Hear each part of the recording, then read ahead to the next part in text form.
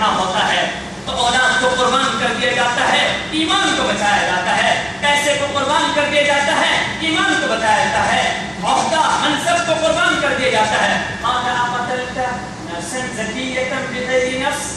کیا کہہ رہے ہیں حضرت خضر علیہ السلام پر؟ موسیٰ علیہ السلام کہہ رہے آپ اس بچے کو مار دیا، قتل کر دیا۔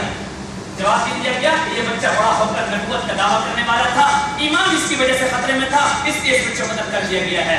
اس لیے اپنے اولاد کی تعلیم و تربیت کے حوالے سے انتہائی زیادہ حساس ہو جانا چاہیے۔ یہ ہم سب کا دینی، ایمانی اور شرعی فریضہ ہے۔ نمبر 2، دوسری بات کی طرف میں آنا چاہتا ہوں۔ ایک دیکھیں، اگر ہم اچھی اچھی خوبصورت باتیں کریں، ایک کام سے سنیں دوسرے کام سے نکال دیں، سب غلط ہے۔ ہمیں احتساب کرنا چاہیے۔ ہم میں سے ہر ایک ساتھی کو اپنے گریبان چھاپنا چاہیے۔ ہم میں سے ہر ایک ساتھی کو اندر اگر دینی اور اخلاقی اعتبار سے کمزوریاں ہیں اسے دور کرنی چاہیے۔ دوسری بات جو میں آپ کے سامنے کر رہا ہوں وہ یہ ہے، ایک بہت بڑا گناہ ہمارے مسلمانوں کے اندر گھس چکا ہے۔ عوام تو عوام، خواص بھی اس گناہ کے اندر مبتلا ہے۔ عوام تو عوام، خواص بھی مبتلا ہے۔ وہ لوگ جو مدرسوں کے سامنے، مسجدوں کے سامنے اٹھتے بیٹھتے ہیں وہ بھی اس گناہ کے اندر مبتلا ہے، اور وہ گناہ بدترین گناہ ہے۔ شریعت نے اس گناہ کو اکبر الکبائر میں شمار کیا ہے، بڑے فسق اور غلیظ ترین گناہ میں شمار کیا ہے، اور وہ گناہ ہے غیبت کا گناہ۔ اس واقعے کے اندر کیا بات ہے؟ ایک موقع پہ جا رہے ہیں، 3 افراد کی ٹولی ہے۔ ایک دن حضرت ابوبکر صدیق کھانا تیار کرتے ہیں اور حضرت عمر اور وہ خادم کھانا کھاتے ہیں۔ پھر ایک دن باری آتی حضرت عمر کی، پھر یہ 2-3 افراد کا مل کر کھانا کھاتے ہیں، پھر وہ خادم کی، اس طرح کرتی چلتی۔ اچانک ایک دن ایسا ہوا، رات کا ٹائم تھا، ایک غصبے کے موقع پر نکلے ہوئے تھے۔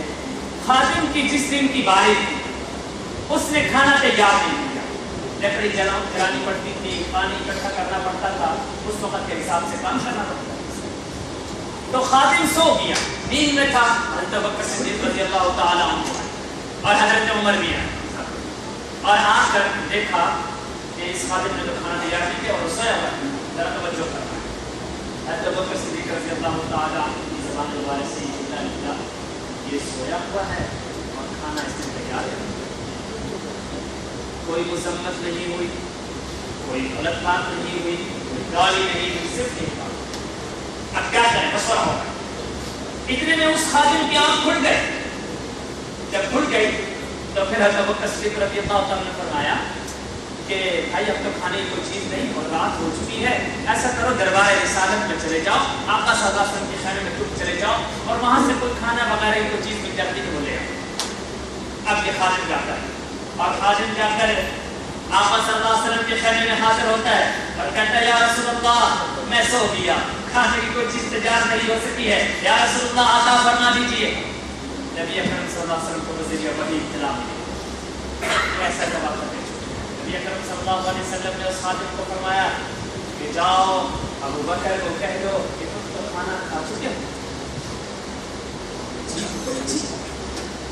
خادم واپس آتا ہے اور آ کر کہتا ہے ما اخرجنا الا الجوع، ہم تو نکلے تھے بھوک کی وجہ سے، ما اخرجنا الا الجوع، ما اخرجنا الا الجوع، لیکن نبی اکرم صلی اللہ علیہ وسلم فرما رہے ہیں کہ تم تو کھانا کھا چکے ہو، قد اکلتم الطعام، تم تو کھانا کھا چکے ہو۔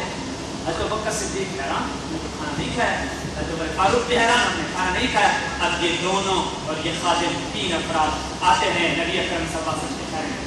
نبی اکرم صلی اللہ علیہ وسلم سے عرض کرتے ہیں یا رسول اللہ ما اکلنا الطعام، ہم نے تو کوئی کھانا نہیں کھایا۔ نبی اکرم صلی اللہ علیہ وسلم فرمایا کہ مجھے بذریعہ وحی اطلاع ملی ہے کہ کچھ دیر پہلے جب یہ خادم سویا ہوا تھا آپ نے یہ الفاظ استعمال کیے ہیں، اور ان الفاظ کا استعمال کرنے کا مطلب یہ ہے کہ مردار بھائی کا گوشت کھا چکے ہو تم۔ اس وقت حضرت ابوبکر صدیق فوراً قدموں میں گرے ہیں اور فرمایا یا رسول اللہ معاف فرما دیجیے۔ سنیے نبی اکرم صلی اللہ علیہ وسلم فرمایا کہ اس وقت تک اللہ بھی معاف نہیں کرے گا جب تک کہ تم اس خادم سے معافی نہ مانگو۔ مجھے بتائیے ابو بکر و عمر جیسے جلیل القدر صحابہ کرام کو نبی اکرم صلی اللہ علیہ وسلم کی طرف سے اتنی زیادہ تاکید کی جا رہی ہے تو کیا ہم بخشے جائیں گے؟ کیا ہمارے قیمت کیا آ جائے گی؟ کیوں بازار گرم ہے اس خانقاہ کے اندر قیمت کا؟ اللہ نے اگر آپ کے پاس موبائل کی نعمت رکھی ہوئی تھی تو یہ اس لیے نہیں رکھی ہوئی تھی کہ آپ اس کے ذریعے سے دوسرے بھائی کی نعمت کو پھیلا دیں، ایک جگہ سے دوسری جگہ بات کو پھیلا دیں، تیسری جگہ پھیلا دیں۔ آج جھگڑے ہو رہے ہیں، فتنے ہو رہے ہیں، فساد ہو رہے ہیں، بھائی بھائی کا چہرہ نہیں دیکھنا چاہتا، ایک ہی ماں کی چھاتی سے پینے والے دو بھائی آپس میں ایک دوسرے کے جانی دشمن بن چکے ہیں۔ ان کی وجوہات میں سے یہی وجوہات ہے کہ ایک دوسرے کے خلاف بدگمانیاں ہیں، حسد ہے، غیبت ہے، ایک دوسرے کے بارے میں بچھو بنے ہوئے ہیں۔ حرام ہے اسلام کے اندر۔ آج اگر ہم میٹھی میٹھی باتیں کر کے صرف مسلمان بن کر اس مسئلے سے اٹھ کر چلے جائیں تو کوئی فائدہ نہیں ہے۔ عزم کیجئے، ارادہ کیجئے کہ آج کے بعد اپنی زبان سے غیبت نہیں نکالیں، نہیں نکالیں۔ الغیبۃ اشد من الزنا، غیبت زنا سے بدتر ہے۔ مفسرین اس سے حیران ہے کہ زنا میں تو ایک لڑکی کی عزت لوٹی جاتی ہے، ایک عورت کی پاک دامن عورت کی عزت لوٹی جاتی ہے، اتنا بڑا گناہ کبیرہ کیا جاتا ہے۔ اور حدیث یہ کہہ رہی ہے کہ الغیبۃ اشد من الزنا۔ مفسرین اس کی تشریح میں پڑے ہیں، حیران رہ گئے۔ جواب بڑا عجیب یہ ہے مفسرین اور محدثین نے جواب یہ دیا کہ غیبت کا گناہ ایسا گناہ ہے کہ اگر اس گناہ کے ہونے کے بعد اللہ تعالیٰ سے معافی مانگ لی جائے تو اللہ تعالیٰ کی طرف سے معافی آ سکتی ہے، لیکن غیبت کا گناہ اتنا بڑا ہے کہ اللہ کی طرف سے معافی اس وقت تک نہیں آئے گی جب تک کہ اس بندے سے معافی نہیں مانگی جائے گی جس کی غیبت ہے۔ اس لیے یہ بدترین گناہ میں شمار کیا جاتا ہے۔ اور پھر آگے فرماتے ہیں کہ اس گناہ کو قرآن نے تعبیر کیا ہے مردار بھائی کے گوشت کھانے سے۔ اس لیے عزم کیجیے کہ غیبت کے گناہ سے اپنے آپ کو بچائیں۔ قرآن کی جو مجلس سے دو پیغام میں نے آپ کو دے دیے، اب تیسرے پیغام سے اپنی بات کو ختم کرو۔ نمبر 1 پیغام اپنی اولاد کی تعلیم و تربیت، نمبر 2 پیغام غیبت سے اپنے آپ کو بچائیں گے، نمبر 3 پیغام اس وقت ہم جس ملک میں رہتے ہیں اس دیار غیر میں رہ کر خدایا اسلام کی صحیح معنی میں ترجمانی کیجیے، دعوت کو پھیلائیے۔ آپ پاکستان میں رہتے ہیں، آپ کو پاکستان میں دعوت کے اتنے موقع نہیں ملیں گے جتنے موقع آپ کو یہاں ملتے ہیں۔ آج ظلم یہ ہے اسلام جیتا ہوا ہے، مسلمان ہارا ہوا ہے۔ مسلمان کے کردار سے غیر مسلم لوگ ہم سے دور بھاگ رہے ہیں۔ ہونا یہ چاہیے تھا کہ ہماری سچائی، ہماری امانت، ہماری دیانت، ہمارے معاملات کی صفائی، ایک دوسرے کے ساتھ ادب و احترام، دوسرے کے ساتھ اخلاق سے پیش آنا، ہمارے اخلاق اتنے اچھے ہوتے کہ آج یہاں ہانگ کانگ کے اندر چائنی لوگ ہمارے کردار کو دیکھ کر مسلمان ہوتے۔ آج کیا ہو رہا ہے کہ ہمارے کردار کو دیکھ کر وہ ہم سے دور کیوں بھاگے؟ ہنس کے بازار میں ایک کرسچن آتا ہے اور وہ آ کر ایک مسلمان صحابی کی دکان پہ آ کر غلہ خریدنا چاہتا ہے اور کہتا ہے میں غلہ خریدتا ہوں۔ تو یہ مسلمان صحابی کہتا ہے غلہ تو میرے پاس موجود ہے، مجھ سے نہ خریدو، وہ سامنے کی دکان ہے اس کے پاس چلے جاؤ، اس سے جا کر یہ غلہ خریدو۔ یہ کہتے کیوں؟ آپ کے پاس ہے نا اناج غلہ، دے دو، کیوں نہیں دے رہے؟ اس نے جواب بھی دیا صحابی دکاندار ہے، میری سو شام کی بازار ہے۔ اس نے کہا میں صبح سے دیکھ رہا ہوں وہ سامنے کا جو دکاندار ہے اگرچہ وہ بھی غیر مسلم اور کرسچن ہے، میرے پاس صبح سے کئی گراہک آ چکے ہیں، اس کے پاس صبح سے کوئی گراہک نہیں آیا، تم زمین چلے جاؤ۔ آج کے میرے بچوں کا روزی پانی بتانا ہو چکا ہے، اس کے بعد صبح سے دیکھ رہا ہوں کوئی بھاگ نہیں ہے، ادھر چلے جاؤ۔ یہ کیا ہے کرسچن، اور جس دکاندار کی طرف یہ صحابی بھیج رہا ہے وہ دکاندار بھی کافر ہے، وہ دکاندار کافر ہے۔